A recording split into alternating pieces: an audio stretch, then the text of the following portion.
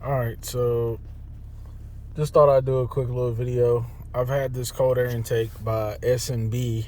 I have the oiled version of the filter, the cold air intake for the 3.0 Duramax. Figured I'd do a little update just after having it for about 3 days on my truck. And me commuting to and from work. I reset my fuel economy.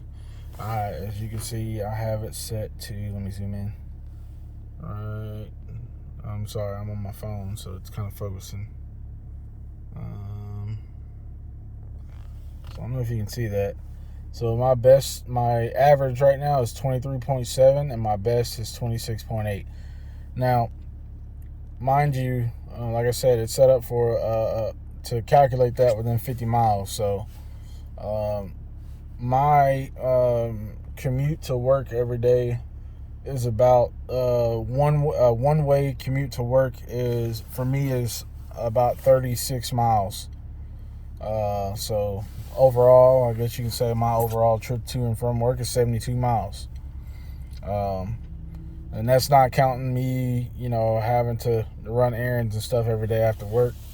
I got to take the kids to practice and whatnot. So, I take my daughter to practice, and then I'd have about, add another 15.4 miles to that, to the 72. That's generally around about how much I drive on a daily basis. At least Monday through Friday. That's about my normal or average amount of miles I drive Monday through Friday, as far as errands I have to run.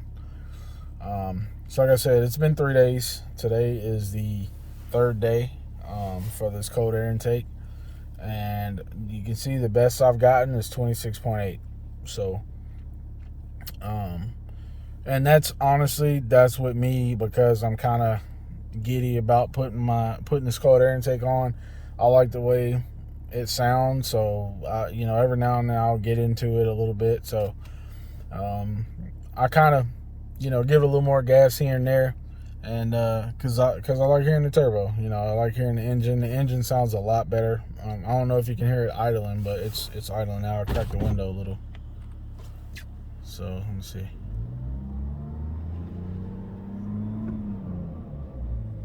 Yeah. So you can't really hear the turbo now, but you usually hear it more, obviously, when it's under a load. And it sounds really good. I love hearing the turbo noises and whatnot. But yeah, so far, and yeah, that's about where I'm at. Oh, also, so when I did put the filter on, or the cold air intake, I filled the truck up, and so that very same night, I had filled the truck up, and I have been driving to and from work, and I still have, almost a full tank. So yeah, it's been doing really well. Like I said, I do plan on doing an aftermarket exhaust of some sort as soon as I can. I do want to do a tuner as well. I know there's not much stuff out there yet for this 3.0 Duramax setup, but I do for sure want to do a tuner and exhaust.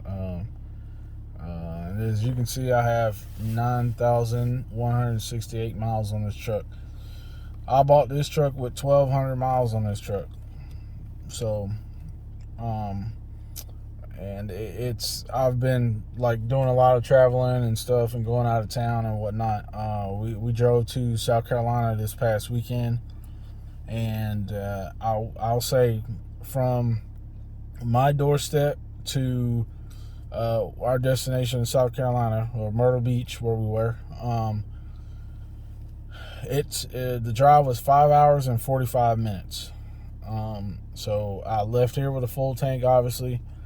By the time I got to Myrtle Beach, checked in our hotel and whatnot, I had slightly over a half a tank left, and that's driving from where I live to Myrtle Beach. Fantastic gas mileage.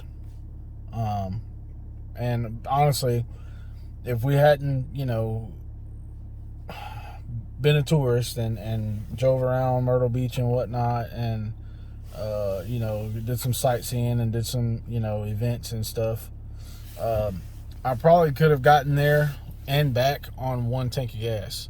And that's just being honest. And that's with me, cruising anywhere from 65 to 75 ish, and then a little small speed trap areas that drop down to about 55 and 40, stuff like that. So yeah, I mean, I'm impressed. But obviously that was before I put the cold air intake on. I put the cold air intake on after we got back in town, because it just came in the mail. So but we have a trip coming up this weekend, and I'm going to reset the fuel economy best to the average and best rating, and I'm going to attempt to see what gas mileage I get driving to Ocean City, and then I'll do another follow-up video from there with this cold air intake to see if it was better or worse on gas. Given it's only about 3 and a half hours away from us, I can kind of get an idea of where I would be, whether or not it made that big of a difference. But I will say, throttle response wise, overall is and just overall takeoff is so much better, because before I hated the delay. I know I'd heard a lot about the delay and stuff that it had off the line from a stop, and yeah, I didn't like it, but now it's fantastic. Now I can only imagine how it would be with with both a tuner and a cold air intake, and then adding exhaust also. I can only imagine how much better it'll be then. But as I said, I'm going to do that here in the future. So yeah, that's about all I have for now. If you guys have any questions about this truck, or you want to see something or see me do something, just comment below, like, subscribe, and yeah, keep watching. I'm hoping I can show some people some things that this truck can do if they're concerned about whether or not it's a good truck. Like I said, I have 9,000 miles on it. I have yet to have any issue out of this truck yet. I will say one thing that I'm not okay with on this truck, that I feel in the future is going to become a problem, is the voltage. So the voltage tends to fluctuate and get almost down to, I guess you would call that maybe 11 volts. Let's see, 12. Yeah, so about, it gets right at, it sometimes it tends to drop down below 12 volts. Even if with the auto start stop activated and you're stopped, and say you have the blower motor going, and say whether it be the heat or AC, that voltage drops a lot and continues to go down. And sometimes I get concerned, because I'm wondering whether or not the truck's going to start back up, or if it's going to have an issue. That's the first problem. I feel like this. I guess I can't really say it's a problem yet, but I foresee something maybe coming out related to maybe alternator or charging issues. And even not having a car audio system in here, and I do now. That was before even having car audio in here, and I still have that same problem.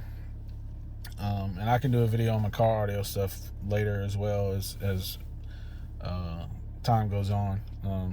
If you guys are interested or curious as to how that works, or what wire you need to tap into for the line output converter, or how I did it, or whatever, I can do my best to explain it to you, because like I said, when I did mine, there's not a lot of people actually telling you exactly what wire or forum or whatever to actually tap into, and they're not very clear about it. So if you guys want to know about that, I can let you know about that too. Next issue, Not really an issue either. Well, next thing was, one day I was driving, the temperature hand got to about 2 notches past 210. Kind of scared me a little bit, and then it came right on down, which I'd seen where there was multiple people where they was afraid that it was going to overheat. I did not have, I only had that issue happen a couple times, and then it goes right back down. But I'm going to chunk it up to it being a diesel engine and just running a tad bit on the hot side. But as far as that, I don't think it's anything to cause concern yet.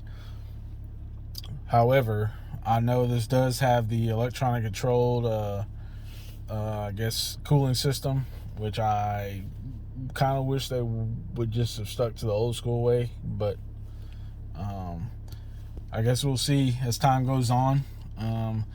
If I keep doing these videos, y'all are gonna see this.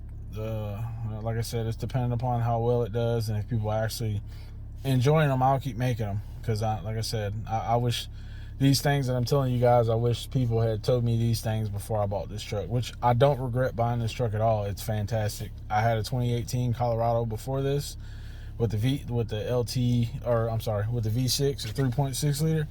Great truck, just wasn't the right truck for my needs. With a family that travels, it rode a little on the rough side, and I think that's because it was a mid-sized truck and because of the way it was built to handle the towing capacity that it could handle. This truck, fantastic, rides great, plenty of room for me and my family.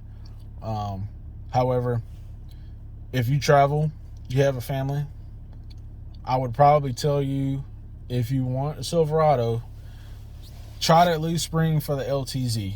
And I say that because the LTZ, as far as my research, because I got so excited when I saw this truck and I couldn't pass up the deal. I really, really wanted the receptacles, the receptacle outlets in the truck, which this one does not have, and it doesn't have the ones that are in the bed either. But it does have, obviously, it has a cigarette lighter plug, and it has, excuse my truck, it's a little dirty. It has a cigarette lighter plug, and then it has your USB and your two USBs, Type C and your regular USB. It has the hill start assist and descent control, automatic tailgate, which it only goes down, doesn't go back up. You have to get the high country, I believe, or the LTZ or Trail Boss. I know the higher tiers have the ones where it'll go up by itself, which mine only goes down, which it's fine. I'm perfectly fine with getting out and pushing it up. But yeah, so other than that, I'm trying to think. Let's see what else. Oh, so DEF fluid. If you're concerned about how much DEF this thing uses, it does not use very much DEF at all. I can count on one hand, on both hands, how many times I've done it, and I've only filled up on DEF, and it's got 9,000 miles, and I didn't have to fill up the last 2 times. I just like to keep it over half full, just because the simple fact I've heard of some issues with the DEF gauge not reading properly or reading an incorrect level. So this thing does not use hardly any DEF at all. I'm pretty sure that's because I don't do much towing. I think that if you're a person that does do a little bit more towing, it's definitely going to start eating up DEF fluid. But other than that, I'll buy 2.5 gallons, throw it in there, it'll bring it back to full, and it'll last me for I want to say 4, maybe 5 tanks or more gas, and I'll still have, probably just below, probably about a quarter tank of DEF, maybe a little more. Sorry, accidentally hit the stop button. But yeah, so yeah, it does not use any DEF whatsoever. So with that said, let me go through these settings one more time. Well, sorry. So yeah, I've only been 129 miles since I've reset this my trip when I put the when I filled up with gas and whatnot. So I've done 129 miles, and yeah, 129 miles. It might be a little off. I might have reset it too soon or too late, whatever. But yeah, so like I said, I'll be doing some more updates on this truck, and if you guys want to know something else or request something else, just or you're just curious about something, just let me know. I'll do my best to show you as best I can.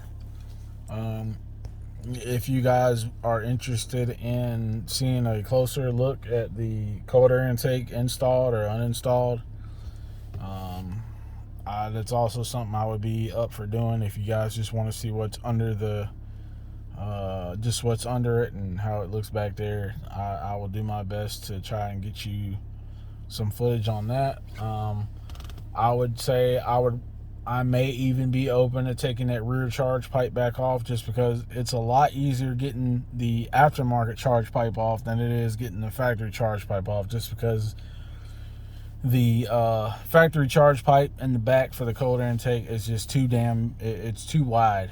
It's wide, and you don't have any wiggle room, which is why I made my first video that said when you go to take that thing out, you push it back towards the firewall and pull up. And so pull up, push back, and then pull up, push back, pull towards the driver's side, and it should come right out. Like I said, I don't know why that's one thing they didn't quite explain that well. They did say pull up on it, but you pretty much bottom out against the body of the truck when you're trying to pull up on it. And so yeah, but anyways, all right, I ain't gonna keep talking your head off. Until next time, peace.